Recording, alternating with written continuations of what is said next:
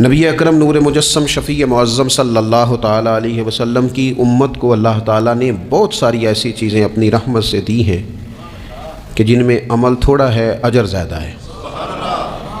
اس کا نتیجہ یہ نکلتا ہے کہ انسان تھوڑے وقت میں، تھوڑے ٹائم میں، تھوڑی مصروفیت میں اپنے رب کریم کے بارگاہ سے زیادہ اجر کا مستحق ہو جاتا ہے۔ انہی مقدس معتبر معنی خیز ایام میں ایک بڑی فضیلت، زیادہ عظمت والا مہینہ ماہ رمضان المبارک ہے۔ قرآن مجید نے صراحت کے ساتھ اس ماہ مقدس کا نام لیا ہے۔ کیا معنی ہے؟ کہ یہ وہ مقدس مہینہ ہے جس کا میرے رب کریم نے نام لیا ہے، اللہ نے نام لیا ہے۔ شہر رمضان الذی انزل فیہ القرآن، فرمایا رمضان کا وہ مقدس مہینہ ہے جس میں اللہ نے قرآن نازل فرمایا ہے۔ اس ماہ نور، ماہ سرور کا نام نامی اللہ تعالیٰ نے قرآن مجید کے اندر ذکر فرمایا۔ حضرت سلمان فارسی رضی اللہ تعالیٰ عنہ ارشاد فرماتے ہیں کہ شعبان المعظم کا آخری دن تھا، اگلے دن رمضان شروع ہونے والا تھا کہ رسول پاک علیہ السلام نے ہمیں رمضان کی فضیلت پر خطبہ ارشاد فرمایا۔ آپ اس بات کو غور سے سمجھیے کہ ایسا مہمان جس کے آنے سے پہلے اس کی فضیلت بیان کی جا رہی ہے، اور فضیلت کون بیان کر رہا ہے؟ امام الانبیاء صلی اللہ تعالیٰ علیہ وسلم۔ یہ صرف ہمارے دلوں کے اندر، امت کے دلوں کے اندر اس ماہ مقدس کی فضیلت کو اور اس کی عظمت کو بٹھانے کے لیے کہ پوری طرح تم اپنے ذہن میں اور اپنے دل میں ایک بات بٹھاؤ کہ ایک عظمتوں والا مہینہ تم پر سایہ فگن ہونے والا ہے، عظمتوں والا۔ حضور نے ایک دن قبل اس کی فضیلت بیان۔ ہمارے ہاں یہ ہوتا ہے کہ ہم کسی چیز کی اہمیت کو لیتے ہیں لیکن سمجھتے ہیں کہ یہ کوئی روٹین ورک ہے، یعنی نارملی ہر سال رمضان شریف آتا ہے، اپنے وقت کے حساب سے چاند بدلتا ہے اور اپنے وقت پر رمضان شریف آ جاتا ہے۔ ہم سمجھتے ہیں کہ مطلب روٹین کا ایک معاملہ ہے، ایک روٹین کی چیز ہے۔ لیکن اگر آپ اس کو اس نظر سے دیکھیں گے نا کہ اس مہینے کے آنے سے پہلے، یعنی ابھی ایک دن بعد آنا ہے رمضان کو، اور آنے سے پہلے حضرت سلمان فارسی فرماتے ہیں کہ نبی پاک نے ہمیں باقاعدہ بلا کے خطبہ دے کے رمضان کی عظمت ہمارے دلوں میں بٹھائی، یعنی فکری طور پر اور ذہنی طور پر امت کو تیار کیا۔ فرمایا تم پر ایک ایسا مہینہ سایہ فگن ہونے والا ہے جو مبارک ہے تمہارے لیے، باعث برکت ہے تمہارے لیے۔ تم اپنے آپ کو ذہنی طور پر تیار کرو کہ ایک ماہ نور تمہارے قریب آ رہا ہے۔ جو رمضان، اسلامی عبادات جتنی بھی ہیں نا، وہ مخصوص پوجا پاٹ نہیں۔ اسلامی عبادات میں سے کوئی عبادت بھی ایسی نہیں جس کا مقصد ہی ہو کہ آپ نے اتنے وقت سے لے کر اتنے وقت تک فلاں عمل کرنا ہے۔ جتنی بھی عبادات ہیں اسلامی، وہ اپنے دامن میں کوئی نتیجہ رکھتی ہیں، کوئی رزلٹ رکھتی ہیں، اس کے ثمرات انسانی زندگی پر مرتب ہوتے ہیں۔ انسان کو تزکیہ نصیب ہوتا ہے، اس کے باطن کو صفائی نصیب ہوتی ہے، اسے خیر کرنے کا موقع ملتا ہے، تربیت کے بہت سارے مواقع اس میں پائے جاتے ہیں، بہت سارے اسرار و رموز کے ساتھ اسلامی عبادات ہیں۔ یہ جو رمضان المبارک ہے نا، یہ جو روزہ ہے، یہ روزہ اپنے دامن کے اندر تربیت رکھتا ہے، تربیت۔ یا ایھا الذین آمنوا کتب علیکم الصیام کما کتب علی الذین من قبلکم لعلکم تتقون۔ اے ایمان والو، تم پر روزے فرض کیے گئے جیسا کہ تم سے پہلے لوگوں پر بھی فرض کیے گئے تھے تاکہ تم تقوی اختیار کرو۔ روزہ تمہیں پرہیزگار بنائے گا، تمہارے اندر سے جو نفسانی چیزیں ہوں گی انہیں نکالے گا، اور اللہ تبارک و تعالیٰ کی طرف تمہارے دل کا رجحان ہوگا، تمہاری روح کا رجحان ہوگا، تمہیں تزکیہ دے گا۔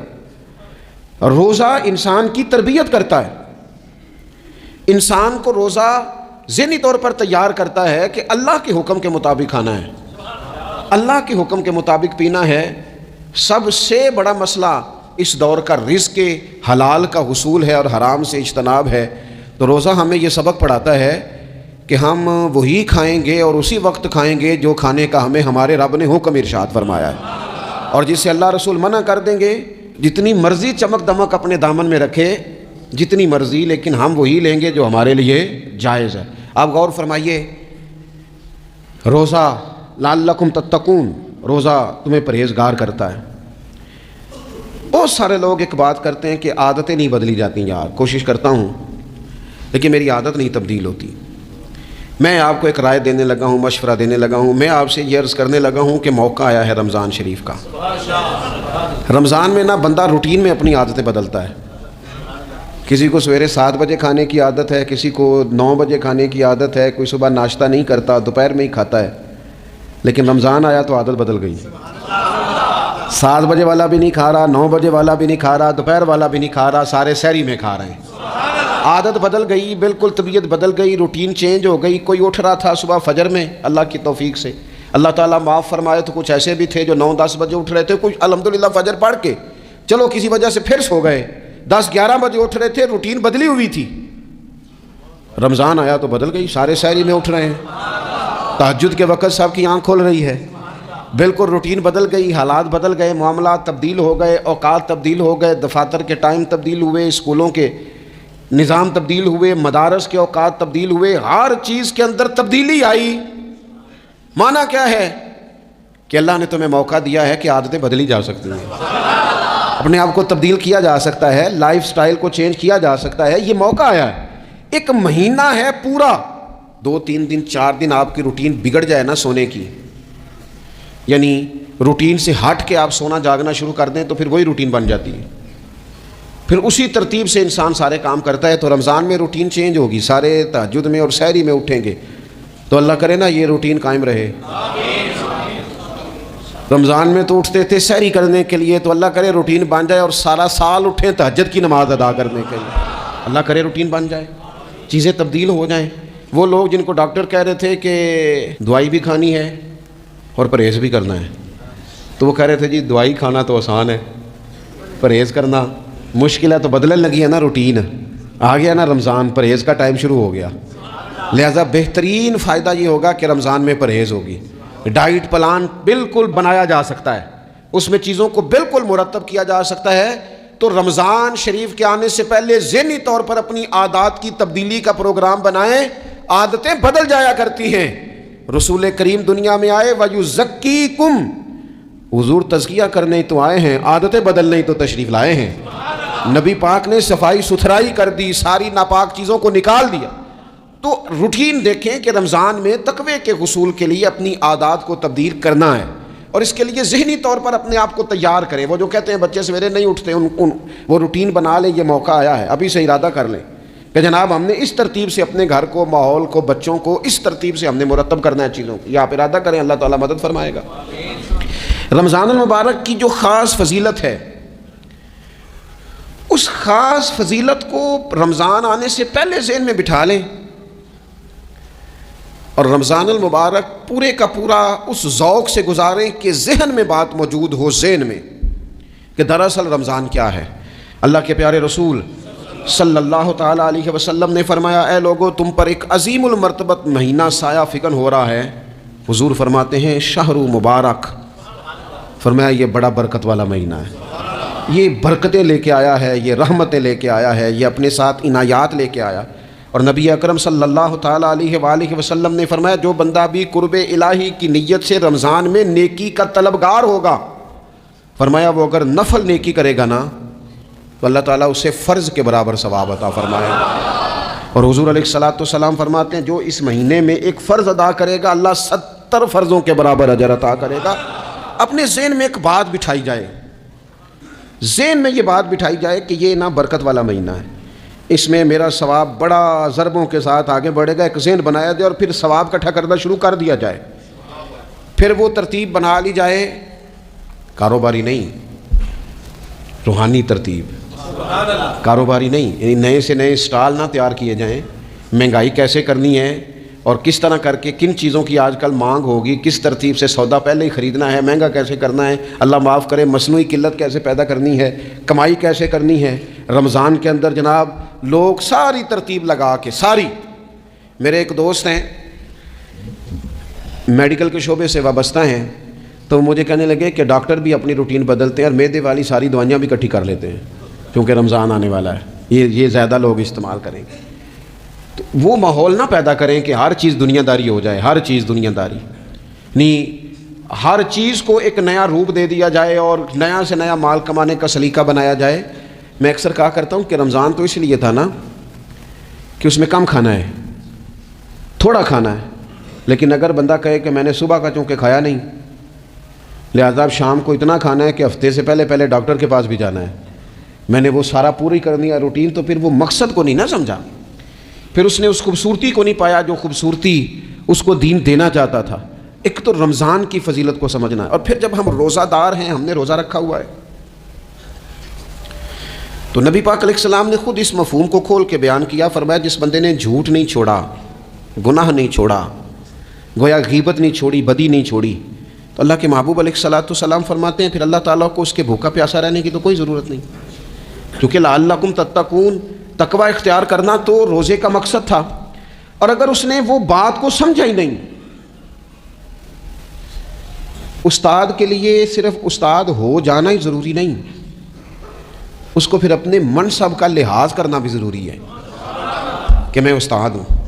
والد کا صرف والد ہو جانا ہی کمال نہیں، اس کو پھر اس منصب کے تقاضوں کو بھی سمجھنا چاہیے کہ اب میں ایک باپ ہوں، اب میں روٹین میں وہ آزاد نہیں ہوں کہ جہاں میرا جی چاہے گا جاؤں گا، جہاں میری طبیعت چاہے گی میں کھاؤں گا، جہاں میرا دل کرے گا میں وہ کام کروں گا۔ اب آپ سرپرست ہیں، سربراہ ہیں۔ انسان دیکھیں نا، ایک شخص ہے وہ عالم ہے، علم پڑھ لینا صرف کمال نہیں، وہ اپنے منصب کو بھی تو سمجھے نا، اس منصب کے وقار کو، اس کے لحاظ کو بھی تو سمجھے نا۔ ایک آدمی اگر عمر رسیدہ ہے، بڑا ہے، بزرگ ہے، اور وہ چاہتا ہے کہ میری بزرگی کی وجہ سے میرا اکرام کیا جائے، تو اسے اپنے منصب کا بھی لحاظ کرنا پڑے گا۔ اس کو حضرت سعدی فرمایا کرتے تھے میں نے 18 سال کے بزرگ دیکھے اور میں نے 75 سال کے بچے دیکھے۔ حضور کیا مطلب؟ فرمانے لگے عمر ہو گئی لیکن اپنے منصب کا خیال نہ کیا، عادات بچوں والی رہی۔ اور فرماتے میں نے ایسے لوگ دیکھے جن کو شروع وقت میں ہی اللہ والوں کی صحبت نصیب آئی، تو وہ جو بزرگی ہے وہ پھر عمر کی وجہ سے نہیں ملی، وہ اللہ نے علم اور عمل کی وجہ سے عطا فرما دی۔ تو اپنے منصب کا لحاظ کرنا کہ میرا یہ منصب ہے۔ اسی طرح جب ہم نے روزہ رکھا ہوا ہوگا نا، تو پھر ہم نے اس منصب کا بھی لحاظ کرنا ہے کہ میں روزے دار ہوں، پھر خالی بھوکے پیاسا نہیں رہنا۔ رسول پاک صلی اللہ تعالیٰ علیہ وآلہ وسلم نے پتہ ہے روزے دار کی فضیلت کیا بیان فرمائی؟ اللہ کے محبوب صلی اللہ تعالیٰ علیہ وسلم فرماتے ہیں کہ رب فرماتا ہے ابن آدم کا ہر عمل اس کے لیے ہے، روزہ میرے لیے، اور فرمایا میں خود جزا دوں گا روزے کی، میں خود جزا دوں گا روزے کی۔ اور حضور فرماتے ہیں روزہ ڈھال ہے، جو شخص روزہ دار ہو وہ بےہودگی سے، فحش گوئی سے اجتناب کرے۔ اور اللہ کے محبوب صلی اللہ تعالیٰ علیہ وسلم فرماتے ہیں اگر کوئی شخص اسے گالی دے، اگر کوئی شخص اس سے جھگڑا کرنا چاہے تو پتہ کیا جواب دے؟ اسے کہے بھائی میں روزے دار ہوں، میرے منصب کا تقاضا نہیں کہ میں تیرے ساتھ الجھوں۔ اور رسول پاک صلی اللہ علیہ وسلم فرمانے لگے اوہو اتنی بڑی بات۔ حضور فرمانے لگے، یہ صحیح مسلم کے لفظ ہیں، کریم محبوب فرمانے لگے مجھے اس رب کی عزت کی قسم جس کے قبضے میں محمد عربی صلی اللہ علیہ وسلم کی جان ہے، حضور فرماتے ہیں روزہ دار کے منہ کی خوشبو اللہ تعالیٰ کے نزدیک قیامت کے دن مشک کی خوشبو سے بھی زیادہ وقت والی ہوگی۔ اس کے منہ سے جو خوشبو آتی ہے قیامت میں مشک پیچھے رہ جائے گا، اور رب کی بارگاہ میں صرف روزہ دار کے منہ سے، اگر تیرے منہ کی خوشبو رب کو اتنی پسند ہے تو تجھے بھی تو اپنے منصب کا خیال ہونا چاہیے کہ میں نے روزہ رکھا ہوا ہے، میں روزہ دار ہوں۔ اور میرے نبی پاک علیہ السلام کے یہ دو لفظ ہیں نا، وہ صوفیاء ہیں نا، اللہ کے نیک بندے جو ساری زندگی تڑپتے رہے کہ کبھی اے حقیقت منتظر نظر آنا لباس مجاز میں، کبھی مالک ایک دفعہ کبھی تیرا جلوہ ملے، کبھی اے حقیقت منتظر نظر آنا لباس مجاز میں، لاکھوں سجدے تڑپ رہے ہیں میری جبین نیاز میں۔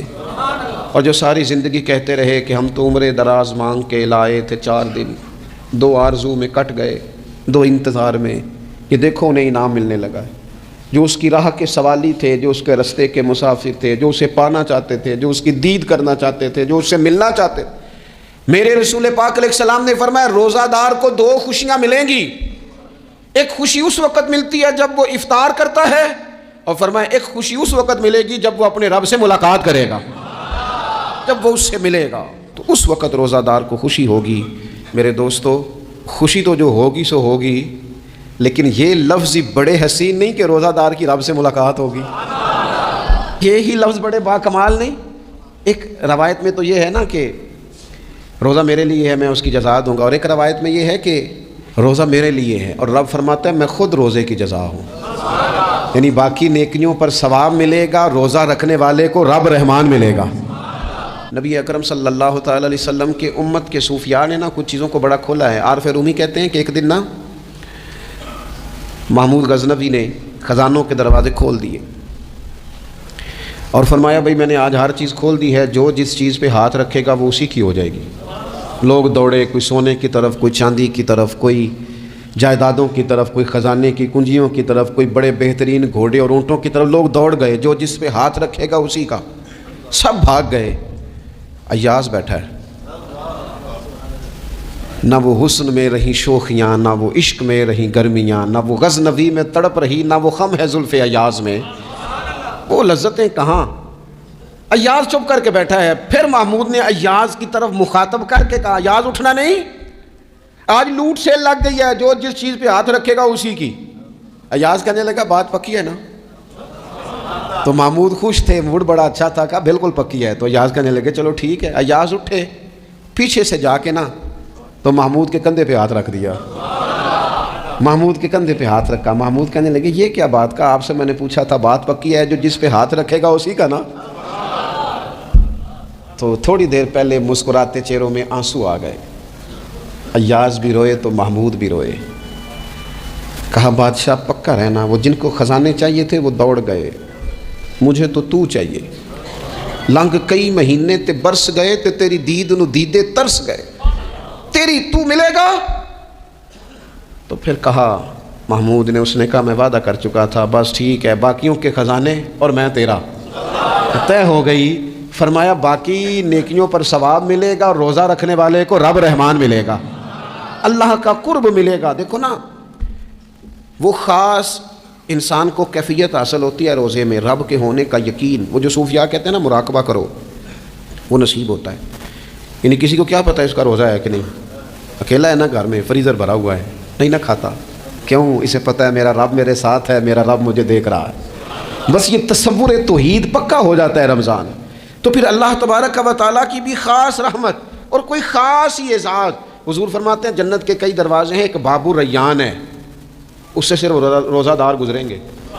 آواز ہوگا روزے والے آ جاؤ، وہ آ جائیں گے، فرمایا اس خاص دروازے سے گزرو، جب گزر جائیں گے تو فرمایا بند کر دو بھائی، اور کوئی نہیں گزرے گا یہاں سے، دروازہ ہی مخصوص ہے، ان کا اعزاز ہی ذرا زیادہ ہے۔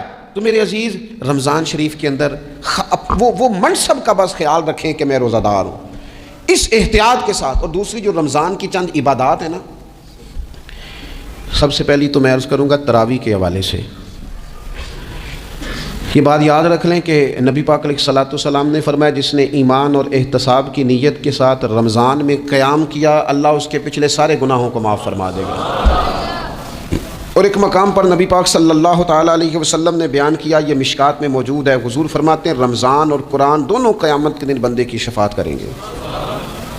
رمضان کہے گا یا اللہ میں نے اسے دن بھر کھانا کھانے سے باز رکھا اور تیری بارگاہ کے حکم کے مطابق اس نے اپنے آپ کو ان چیزوں سے بچا کے رکھا، اور قرآن کہے گا مالک رات میں نے اسے نیند سے روکے رکھا۔ کیا مطلب؟ اس نے کھڑے ہو کے عبادت کی، اگرچہ اس سے مراد شارحین حدیث نے تراویح بھی لیا ہے، تہجد کی نماز بھی لیا ہے، صلاۃ اللیل بھی لی ہے، لیکن میرے عزیز یہ خاص ربط ہے قرآن مجید کے ساتھ تراویح کا۔ مسنون ہے رمضان کی راتوں میں قرآن مجید اور تراویح کا پڑھنا۔ اگر تھوڑی سی نا طبیعت میں صرف تبدیلی پیدا کی جائے، میں نے دیکھا ہے کہ جو لوگ کہتے ہیں نا میرا وقت بڑا قیمتی ہے، بڑی ساری جگہوں پہ آپ کو بیٹھنا پڑتا ہے، بیٹھیں آپ 2 گھنٹے بیٹھیں، 3 گھنٹے بیٹھیں۔ میں نے دیکھا ہے لوگ جاتے ہیں کسی دفتر میں تو رات کو چلے جاتے ہیں، اس علاقے میں کھڑے ہیں، پاسپورٹ کے دفتر کھڑے ہیں، شناختی کارڈ کے دفتر کھڑے ہیں، امیگریشن کی لائنوں میں کھڑے ہیں۔ کچھ ذہن تو بنائیں کہ میں نے رات کھڑے رہنا ہے اور اپنے رب کی عبادت کرنی ہے۔ تراویح کو ذرا ذوق سے آپ اگر تھوڑا ارادہ کر لیں گے نا، یعنی کوئی ایسا مشکل کام نہیں۔ میری تو رائے یہ ہے کہ پہلے 3-4 دن ذرا جم کے ذہن بنائیں اور تھوڑا سا نا روٹین کو بدلنے کی کوشش نہ کریں۔ جس امام صاحب کے پیچھے تراویح شروع کریں کوشش کریں ساری وہیں پڑھیں۔ روٹین بدلنے سے بھی سستی آتی ہے، ایک دن یہاں گئے 2 دن وہاں گئے، تو یہ روٹین بدلنے سے بھی بعض اوقات سستی آتی ہے۔ کوشش کریں ایک جگہ پہ قرآن شریف سننا شروع کریں اور پھر پورا قرآن مجید وہیں پہ سنیں، اور تھوڑا ذہن بنائیں۔ میں نے دیکھا ہے ہمارے استاد صاحب اس طرح کیا کرتے تھے کہ بہت تھوڑا کھانا افطاری کے وقت، تھوڑا، اور ان سے کہا جاتا آپ بزرگ آدمی ہیں، اتنا کم کھانا کیسے نظام چلے گا؟ تو فرماتے تھے میں ایک چپاتی اور آدھی چپاتی کھا لوں گا لیکن تراویح کے بعد، اب اگر زیادہ کھانا کھاؤں گا تو طبیعت میں سستی آئے گی، میرے لیے کھڑا ہونا مشکل ہو جائے، سادہ سا کھانے کے ساتھ افطاری کی جائے گی۔ اور تراویح کے لیے اپنے آپ کو ذہنی کہاں ٹائم ملتا ہے سارا سال قرآن پڑھنے سننے کا، یہ تو اللہ نے موقع عطا فرمایا ہے، تو تھوڑا سا اگر دلچسپی پیدا کی جائے، بڑا بڑا سونا قرآن مجید پڑھا جاتا ہے مساجد میں، بچے بڑی بڑی خوبصورتی سے، تو اللہ کا شکر ہے جگہ جگہ پہ، اور مساجد کے علاوہ بھی میں نے دیکھا ہے ہم سے لوگ مطالبہ کرتے ہیں کہ ہماری فیکٹری میں رات کو بھی کام ہوتا ہے، اتنے سارے ورکر ہیں تو بچہ کوئی مل جائے قرآن شریف سنائے، فلانی جگہ بھی اتنے لوگ ہیں تو اگر موقع مل جائے، تو اگر تھوڑا ذہن بنایا جائے، شوق پیدا کیا جائے تو اللہ تعالیٰ فضل فرماتا ہے، انسان کو طاقت ملتی ہے کھڑے رہنے کی۔ ایک تو تراویح، روزہ، تراویح، اور تیسری بات ہے سحر اور افطار۔ یہ جو سحری اور افطار، یہودی جو تھے نا وہ سحری نہیں کرتے تھے، سحری کا نام و نشان نہیں تھا، روزہ رکھتے سحری نہیں کرتے، تو نبی پاک صلی اللہ تعالیٰ علیہ وسلم نے فرمایا ہمارے اور یہودیوں کے درمیان فرق ہی سحری کا ہے، اور نبی پاک صلی اللہ تعالیٰ علیہ وآلہ وسلم نے فرمایا سحری کھایا کرو، سحری کھانے میں برکت ہے۔ اور اگلی بات سننی ہے آپ نے تو خوش ہو جانا ہے، سحری کو معمولی نہ سمجھے، سحری کرنا عبادت ہے۔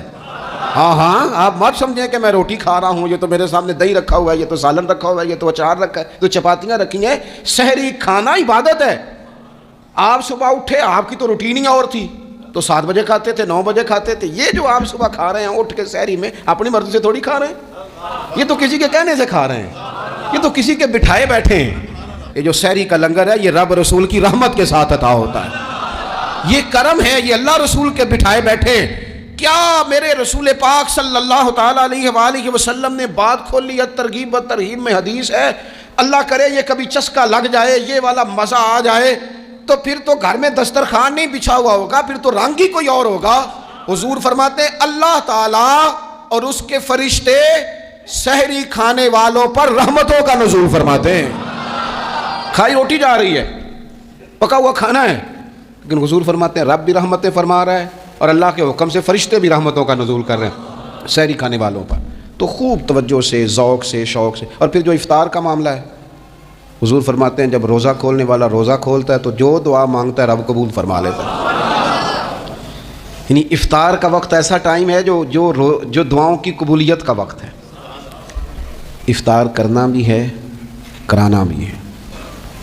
مہنگائی ذرا عروج پہ چلی گئی ہے، میں بار بار کہتا ہوں، مجھ سے نا لوگ دعا کے لیے مجھے کہتے کہتے اپنے کئی دکھ بتا دیتے ہیں۔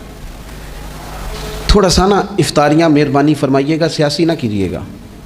وہ جن سے مال لیتے ہیں، وہ جن کو مال دیتے ہیں، وہ جن سے ووٹ لینے ہیں، وہ جنہوں نے ووٹ لینے ہیں، اس بنیاد پر سحر افطار کے بندوبست نہ کریں رضا الہی کے لیے۔ میرے محبوب فرماتے ہیں جس نے رب کی رضا کے لیے کسی کو افطار کرایا، جتنا ثواب اللہ روزہ رکھنے والے کو دے گا اتنا افطار کرانے والے کو بھی عطا کرے گا۔ اور ایک حدیث تو آپ پڑھیں گے تو جھوم جائیں گے، سنیں گے تو خوش ہو جائیں گے، المعجم الکبیر میں موجود ہے۔ نبی پاک علیہ السلام فرماتے ہیں جس نے حلال کھانے اور حلال پانی سے کسی کا روزہ افطار کرایا نا، ذرا دیکھنا غریبوں کے گھروں کو جھانکنا، ذرا اپنے عزیزوں میں ایک نظر دوڑا لینا، ذرا رمضان کی نیت کر کے رمضان سے پہلے ہی غرباء تک راشن پہنچا دینا، ان کی فکر دور ہو جائے، وہ پہلی شام ہی اپنے بچوں کے ساتھ آسودہ حال ہو کے بیٹھیں۔ دیکھ لینا یہ نہ ہو کہ ایک بھائی کھول کے کھا رہا ہو اور دوسرے کے بچے منتظر ہوں کہ آج سحر افطار میں کیا کرنا ہے۔ اپنے گلی محلے میں دیکھ لینا، ہم اس رسول کے ماننے والے ہیں جنہوں نے فرمایا میں اسے مومن ہی نہیں جانتا جو پیٹ بھر کے کھائے اور اس کا ہمسایہ بھوکا رہ جائے۔ تھوڑا سا اپنے ارد گرد نظر ڈال لینا، المعجم الکبیر میں حدیث موجود ہے۔ اللہ کے پیارے رسول صلی اللہ تعالیٰ علیہ وسلم نے فرمایا جس نے حلال پانی سے، حلال روٹی سے کسی کا روزہ افطار کرایا تو فرمایا فرشتے اس بندے کے لیے رمضان کے دنوں میں، رمضان کی گھڑیوں میں دعا کرتے ہیں، اور جناب جبریل امین اس کے لیے شب قدر کی رات دعا کرتے ہیں۔ حضرت جبریل شب قدر میں دعا کریں گے، خاص رات، یا اللہ اس بندے پر فضل فرما، اس نے تو غریب آدمی کو افطار کرا۔ یہ ایک عبادت ہے، اس عبادت کا خیال کریں۔ پھر اعتکاف آئے گا، رمضان کے آخری 10 دنوں کا اعتکاف۔ اسلام میں رحمانیت نہیں ہے، لیکن کبھی کبھی سب سے کٹ کے اپنے رب کے ساتھ جڑ جانا، کچھ رات کی عبادتیں، کچھ تنہائی کے اذکار، کچھ درود و سلام کا ذوق، یہ ان ساری خوبصورتیوں میں سے ایک خوبصورتی اعتکاف بھی ہے۔ اللہ کے پیارے رسول علیہ الصلوۃ والسلام ہمیشہ اعتکاف کرتے، اور حضرت عطا بن رباح رضی اللہ تعالیٰ عنہ کیسی خوبصورت بات ارشاد فرماتے ہیں، معتکف تو اس آدمی کی طرح ہے جیسے کسی بندے کو کسی کے ساتھ کوئی کام پڑ جائے نا تو وہ جا کے اس کے دروازے پر بیٹھ جاتا ہے کہ جب تک میرا کام ہوگا نہیں میں جاؤں گا نہیں۔ فرماتے ہیں یہ اعتکاف والا بھی آ کے رب کریم کے گھر بیٹھ گیا ہے کہ جب تک تو معاف نہیں کرے گا میں جاؤں گا نہیں، جب تک تو بخشش نہیں کرے گا میں اس دروازے سے ہٹوں گا نہیں۔ حضرت ابن عباس رضی اللہ تعالیٰ عنہ نبی پاک علیہ السلام کے روضہ انور کی طرف اشارہ کر کے کہا کرتے تھے زیادہ دیر نہیں ہوئی، اشارہ کر کے کہتے تھے زیادہ دیر نہیں ہوئی، اس روضہ مبارک میں آرام فرما۔ رسول رحمت علیہ السلام سے میں نے اپنے کانوں سے سنا ہے، اور جب یہ بات ارشاد فرماتے تھے تو روتے بھی تھے۔ فرماتے ہیں میں نے خود نبی پاک علیہ الصلوۃ والسلام سے سنا ہے کہ جو شخص اللہ تعالیٰ کی رضا کے لیے ایک دن کا بھی اعتکاف کرے گا نا، اللہ تبارک و تعالیٰ اس کے اور جہنم کے درمیان 3 خندقوں کی آڑ بنا دے گا، اور فرمایا ان کی مسافت زمین و آسمان سے بھی زیادہ ہوگی۔ یہ 3 خندقیں اتنی بڑی جن کی چوڑائی زمین آسمان سے بھی زیادہ ہوگی، ایک دن اعتکاف کر لے تو اللہ اس بندے کو دوزخ سے اتنا دور فرما دے گا۔ تو بہت سارے لوگ ہیں جن کو بڑا ٹائم ملتا ہے چھٹیاں گزارنے کے لیے، کبھی کسی سیاحتی مقام پر، کبھی کسی سیاحتی مقام پر، خرچہ بھی مل جاتا ہے، کام بھی ہو جاتا ہے، سارے سلسلے بن جاتے ہیں، بڑی بڑی جگہوں پہ لوگ جا کے ٹائم گزارتے ہیں۔ تو ایسا نہ ہو کہ 10 دن اللہ کے گھر میں بھی گزارے جائیں۔ علماء نے لکھا ہے کہ کوشش تو کریں ہر سال اعتکاف ہو، نہ ہو سکے تو چلو چند سالوں کے بعد ہو جائے، اور فرماتے ہیں کہ زندگی میں ایک دفعہ تو اس سنت کو ضرور ادا کرنا چاہیے۔ کوئی بندہ ایسا نہ ہو جو محروم رہ جائے، زندگی میں ایک بار صحیح پر اعتکاف کے ساتھ اپنے آپ کو وابستہ ضرور کرے۔ رمضان المبارک کے اندر آخری عشرہ شب قدر کی تلاش کا عشرہ ہے۔ اللہ کے پیارے رسول صلی اللہ تعالیٰ علیہ وسلم ان 10 دنوں میں خود بھی عبادت کرتے تھے اور گھر والوں کو بھی جگایا کرتے تھے، اور اپنے اہل خانہ کو تاکید فرماتے تھے کہ اٹھو اٹھو، آگے بڑھو، یہ آرام کرنے کے دن نہیں ہیں۔ ہمارے ہاں یہ ہوتا ہے کہ وہ جو آخری 10 دن زیادہ عبادت کے تھے، شب قدر کی تلاش کے تھے، وہ آخری 10 دن سارے بازار میں گزر جاتے ہیں، کپڑے سلوائے جا رہے ہیں، کپڑے خریدے جا رہے ہیں، جوتے خریدے جا رہے ہیں، واپس کیے جا رہے ہیں، دوبارہ لیے جا رہے ہیں، سفر ہو رہا ہے، آنا جانا ہو رہا ہے، عیدیاں بٹ رہی ہیں۔ تو یہ سارے کام جو آخری عشرے میں کرنے ہیں، جو زیادہ عبادت کے دن تھے، وہ سارے کام تو رمضان سے بھی پہلے کر لینے چاہیے۔ کپڑے رمضان سے پہلے خریدے جائیں، پہلے سلوا لیے جائیں، جوتے پہلے لے لیے جائیں، ضرورت کے کام پہلے کر لیے جائیں۔ جہاں آپ کو جو بانٹنا ہے وہ رمضان سے پہلے کریں۔ وہ مفت کی اپنے دل کو مطمئن کرنا کہ اب میرے پاس یہ بڑے میں خیر کا کام کرنے نکلا ہوا ہوں، میں عیدی بانٹنے جا رہا ہوں، یہ پہلے بانٹنے تھے۔ یہ عجیب بات ہے کہ جو زیادہ وقت مسجد میں گزارنے کا ٹائم تھا وہ سارا ہم نے ضائع کر دیا، وہ ادھر ادھر بازاروں کی نظر ہو گیا، میل ملاپ کی نظر ہو گیا۔ تو اگر چیزوں کو مرتب کیا جائے، میں تو دوستوں سے کہا کرتا ہوں زکوٰۃ کا حساب، صدقات کا حساب، صدقات فطر کا حساب، جتنے بھی روٹین کے کام ہیں اس کو کوشش کریں رمضان شریف سے پہلے آپ ترتیب دیں، آپ ان چیزوں کو پہلے سے مرتب کریں تاکہ وہ بہترین ہو جائیں۔ ہم تو اس دین کے ماننے والے ہیں جہاں نیت کرو تو اجر شروع ہو جاتا ہے۔ آپ رمضان کی نیت سے جو آج خرچ کریں گے اس کو اللہ تعالیٰ رمضان کے ثواب کے برابر ہی اجر عطا فرمائے گا۔ لیکن وہ ہم نا کچھ لوگ بڑا ایک صاحب مجھ سے کہنے لگے جی میں نے سنا ہے صدقہ فطر آخری عشرے میں ہی دینا چاہیے۔ میں نے کہا آپ کا پروگرام تب دینے کا، اس لیے آپ نے یہ گڑا کر کے سن لیا، ذرا اس کو آپ نے زیادہ غور سے سن لیا ہے۔ آپ جب ضرورت محسوس کریں، جب آپ سمجھیں کہ کسی کو ضرورت ہے، ضرورت کے وقت کوئی چیز کام نہ آئی تو پھر کب جا کے کام آئی۔ تو میری آپ سے یہ اپیل رہے گی کہ پہلے سے چیزوں کو مرتب کریں، معاملات کو پہلے سے طے کریں۔ وہ لوگ بڑے اچھے ہوتے ہیں جو وقت پر منصوبہ بندی کرتے ہیں، جو چیزوں کو ٹائم پہ مرتب کرتے ہیں۔ وہ ٹائم جو ہمارا بالکل اللہ کی بارگاہ میں حاضری کا ہے، عبادات کا ہے، اگر وہ سارا گاڑیوں کی نظر ہو جائے گا، اسفار کی نظر ہو جائے گا تو ہم نے حاصل کیا کیا۔ ایک بات آخر میں بڑے درد کے ساتھ آپ کی خدمت میں عرض کرنی ہے، ہر سال کہتا ہوں، اس سال بھی کہوں گا، ذاتی اخراجات کو کچھ کم کیا جائے۔ ذاتی اخراجات نہ کچھ لوگوں کے بہت زیادہ ہیں، ان کے اپنے لباس کے، کپڑوں کے، اور وہ اخراج میں نے پچھلے جمعے بھی کہا تھا، اسلام ذبائش کی اجازت دیتا ہے، نمائش کی اجازت نہیں دیتا۔ نمائش والے کام اگر تھوڑے چھوڑ دیے جائیں کچھ بھی نہیں ہوتا۔ میں تو شاید اگر میں سینکڑوں کہہ دوں تو غلط نہیں ہوگا، لیکن 20 تو لوگ ایسے ضرور ہوں گے کہ جو عید ساری سو کے گزارتے ہیں، سارا دن سوئے رہتے ہیں، پتہ نہیں وہ اتنے مہنگے مہنگے کپڑے کس لیے خریدتے ہیں۔ عید کی نماز پڑھی سو گئے، اور بھئی آپ کا فون بند تھا جی، میں سو رہا تھا جی. تو بھئی وہ جو آپ نے 1.5 مہینہ درزی کے پاس آنا جانا لگایا وہ کس مقصد کا؟ رات کوئی پہننا تو کوئی پرانا جوڑا پہن لیتے. ایسی مصیبت کیا بنی ہوئی تھی؟ اتنے مہنگے کپڑے خریدے، اتنا مہنگا جوتا لیا اور دن سارا سو کے گزار دیا. ذاتی اخراجات کم کریں.